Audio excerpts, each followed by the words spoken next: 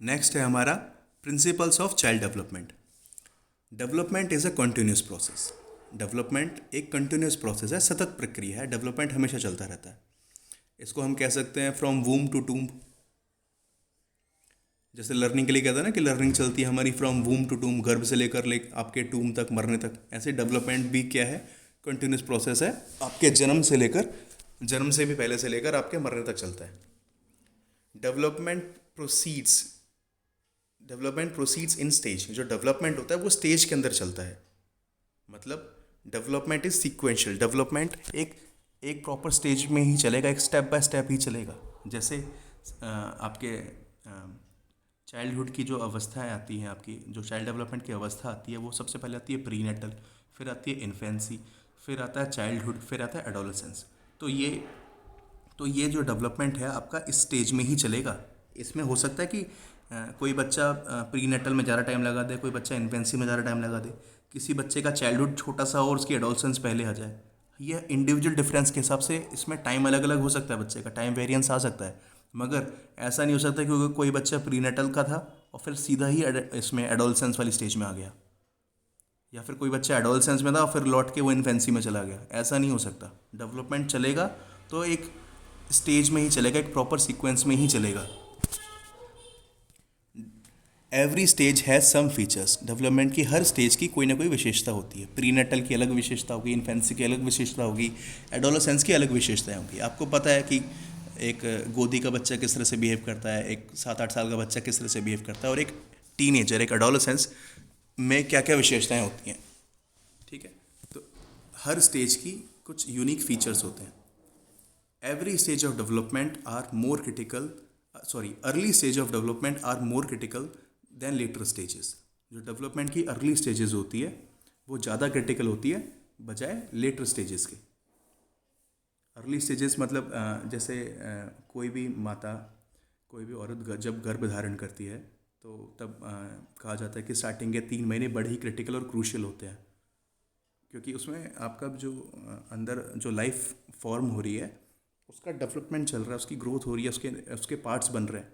तो वो सबसे ज़्यादा क्रिटिकल मोमेंट होता है। इसलिए स्टार्टिंग के 3 महीने में बहुत ज़्यादा ध्यान रखा जाता है, नहीं तो ज़रा सी भी असावधानी से मिसकैरेज वगैरह भी हो जाता है। तो early stages of development are more critical than later stages. Principle of direction of development. अब जो डेवलपमेंट का जो इसमें एक ये है कि प्रिंसिपल ऑफ डायरेक्शन भी आता है कि आपका डेवलपमेंट किस दिशा में हो रहा है। तो उसके 2 पॉइंट हैं, ये भी वन लाइनर के में वो बड़ा आता है। एक है सेफालोकॉडल और एक है प्रॉक्सिमोडिस्टल। सेफालोकॉडल, सेफालो का मतलब होता है हेड, कॉडल का मतलब होता है टो। मतलब डेवलपमेंट आपका हेड टू टो चल रहा है, टॉप टू बॉटम चल रहा है। बच्चे का विकास सिर से पैरों की तरफ हो रहा है सेफालोकॉडल में। दूसरा है आपका, यहाँ पे डेवलपमेंट के डायरेक्शन की बात हो रही है।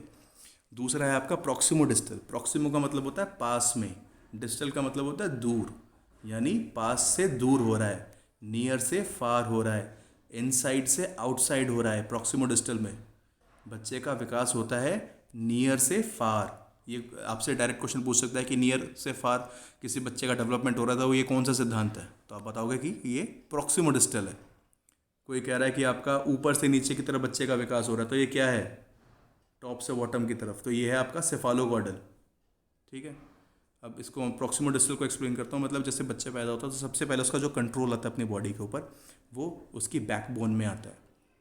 बैकबोन के बाद उसके हाथों में कंट्रोल आता है। आप देखते हो बच्चे की मुट्ठी बंद रहती है, वो सबसे पहले हाथ हिलाता है, सबसे पहले अपनी कमर और गर्दन हिलाना सीखता है, उसके बाद हाथ चलाना सीखता है, हाथों में कंट्रोल आता है उसके बाद में लास्ट में उसकी फिंगर्स में कंट्रोल आता है। जब उसकी मुट्ठी खुलती है वो हाथों से कुछ पकड़ना शुरू करता है।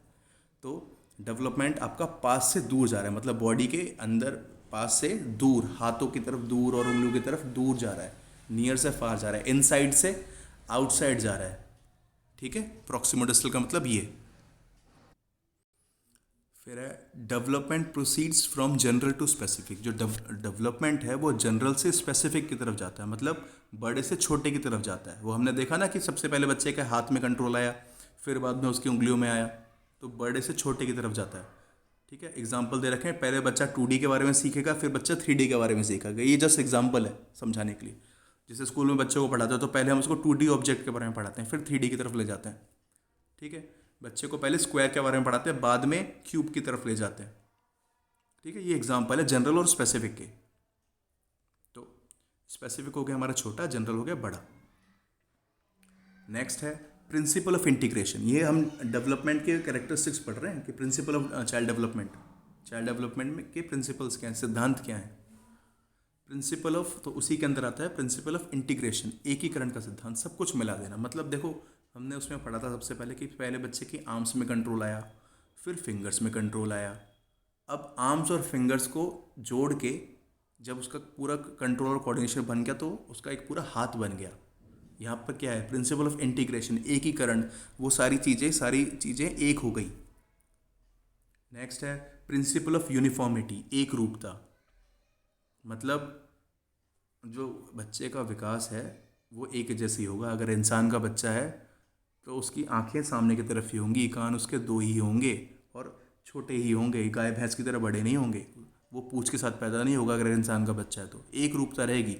हाँ, इंडिविजुअल डिफरेंसेस हो सकते हैं कि किसी के कान बड़े हैं तो छोटे हैं, आँखों का रंग अलग अलग है, स्किन का कलर अलग है, ये हो सकता है, बट एक यूनिफॉर्मिटी रहेगी।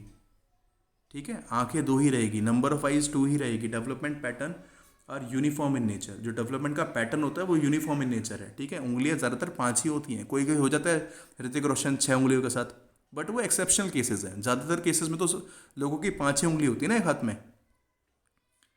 स्टाइल ऑफ डेवलपमेंट सेम रहता है। हाँ, इसको स्टाइल ऑफ डेवलपमेंट भी कह सकते हैं कि स्टाइल ऑफ डेवलपमेंट और या फिर सीक्वेंस ऑफ डेवलपमेंट जो होता है वो सेम रहता है यूनिफॉर्मिटी में।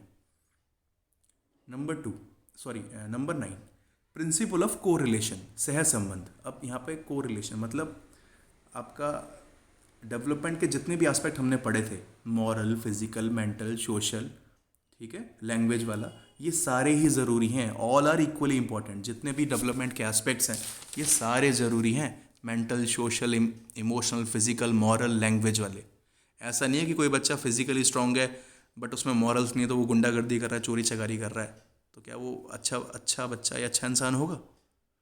या फिर कोई फिजिकली स्ट्रांग है और आपका मेंटली भी अच्छा है बट उसकी भाषा अच्छी नहीं है, उसको भाषा बोलना ही नहीं आता, ठीक है, उसके अंदर सोशल स्किल्स ही नहीं है, तो वो अपनी एनर्जी और अपनी पावर्स का यूज़ कैसे करेगा? ठीक है, तो डेवलपमेंट में हर एस्पेक्ट की ज़रूरत होती है। ये नहीं कि सिर्फ आपके पास मेंटल स्ट्रेंथ है, फिजिकल स्ट्रेंथ नहीं है, इमोशनल स्ट्रेंथ है बट मॉरल आपके पास लैंग्वेज नहीं है उसको बताने के लिए। तो डेवलपमेंट में प्रिंसिपल ऑफ कोरिलेशन है, हर चीज़ इक्वली इंपॉर्टेंट है।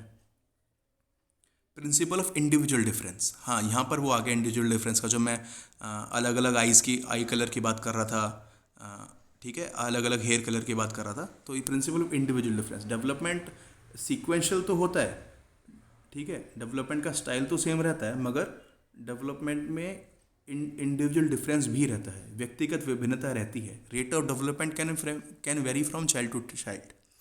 जो रेट ऑफ डेवलपमेंट है वो हर बच्चे से बच्चे में अलग हो सकता है। वो जो हमने पहले पढ़ा था ना कि कोई बच्चा आपका इन्फेंसी स्टेज में जल्दी निकल गया, चाइल्डहुड स्टेज में जल्दी आ गया, फिर एडोलेसेंस में उसने देर लगा दी, या फिर किसी ने चाइल्डहुड में देर लगा दी, या फिर किसी का एडोलेसेंस चाइल्डहुड जल्दी खत्म होकर एडोलेसेंस पहले आ गया। तो मतलब रेट ऑफ डेवलपमेंट अलग अलग हो सकता है बच्चे का, ये वेरी कर सकता है, बट चलेगा सीक्वेंस में।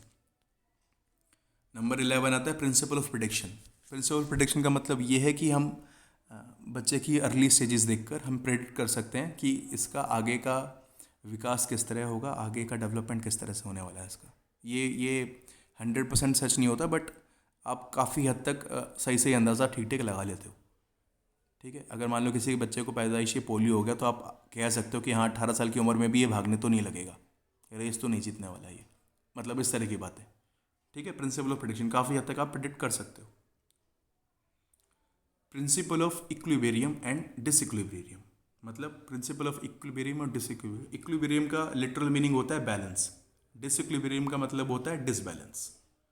यहाँ पर हम इसको चाइल्ड डेवलपमेंट में पढ़ रहे हैं इसके बारे में कि संतुलन और असंतुलन, सुख और दुख। इक्विलिब्रियम सुख देता है, डिसइक्विलिब्रियम दुख देता है। इक्विलिब्रियम होता है पॉजिटिव चेंज, डिसइक्विलिब्रियम होता है नेगेटिव चेंज।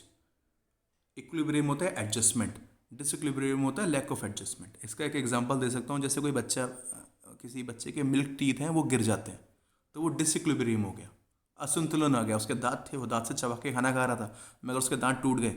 अब उसको दिक्कत आ रही है, लैक ऑफ एडजस्टमेंट हो रहा है। बट कुछ टाइम बाद उसके आपके परमानेंट टीथ आ जाएंगे। परमानेंट टीथ आ जाएंगे तो वो एक पॉजिटिव चेंज हो जाएगा और वो फिर से एडजस्ट कर लेगा, उसमें संतुलन उसका वापस लौट आएगा।